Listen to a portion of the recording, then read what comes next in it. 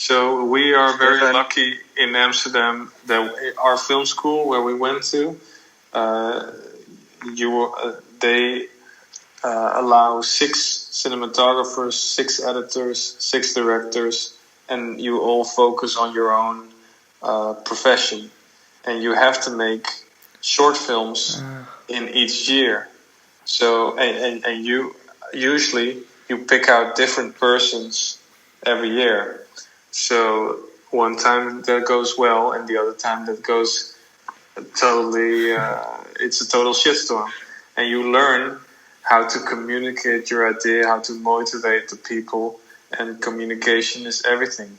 I mean, in an interview with Tarantino, he asked Terry Gilliam, like, how I can see a difference between filmmakers that put their vision on the screen and directors that are good but cannot put their vision on the screen. What's your secret? He asked Terry Gilliam, and he says, you have to communicate.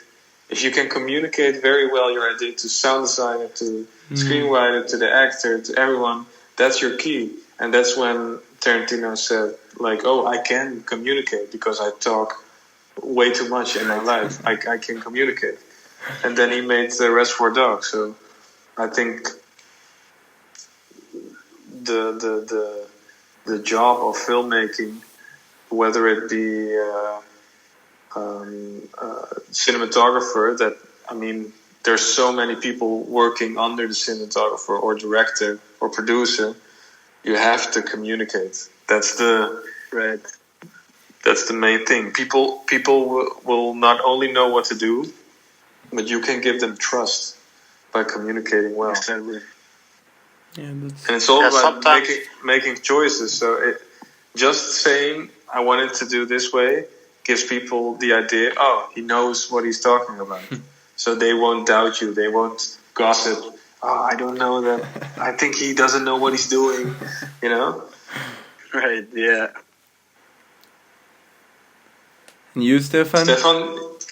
Yeah, I think it's communication, but it's also collaboration. Because if I never went for example, to the film school in Amsterdam, I wouldn't have met Giancarlo in this kind of way, and we wouldn't have been nowadays working together and making this nice project. So it's kind of two things. Like, of course, communication. I also think I got a lot of that in Brussels already, because in Brussels I also had to do editing, I had to do screenplay writing, I had to do sound. So that made it easier for me to communicate with people on the set, because I know what they are talking about because I've done it myself. So I understand really well all the professions on the set, and sometimes I can also help them, or when they say something, okay, I have to arrange this, then I know, okay, it's going to take so much time, and I have more time to light my scene or those kind of things. So I can make different decisions on that. And I think it's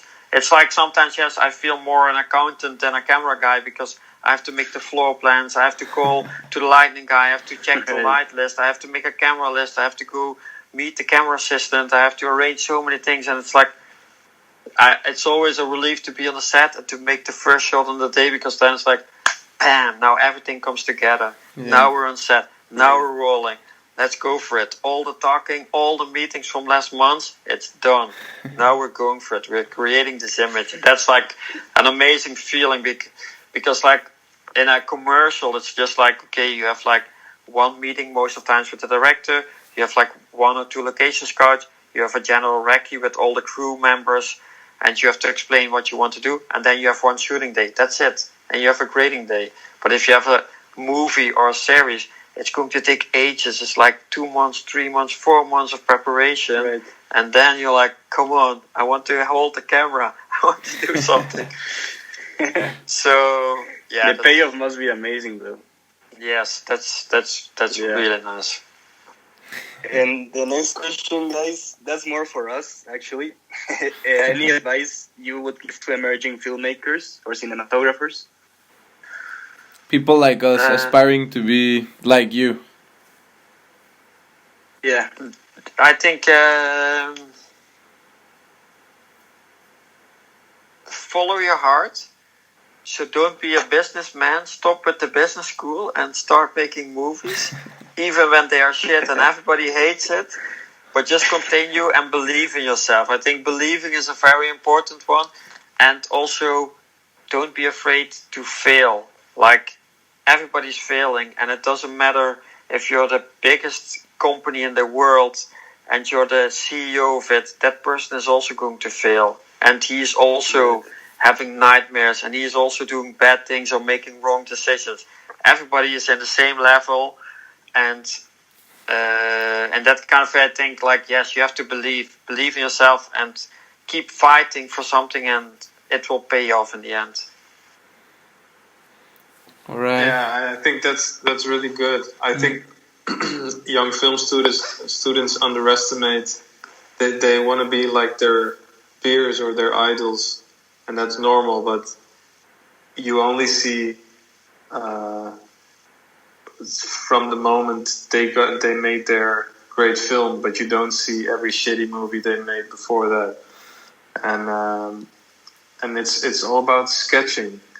And I mean, storytelling is one of the most difficult things in the world, man. It's like it's theater and painting and photography all combined, you know. So it's not weird that it's so difficult. So I would say my main tip would be make movies with your iPhone.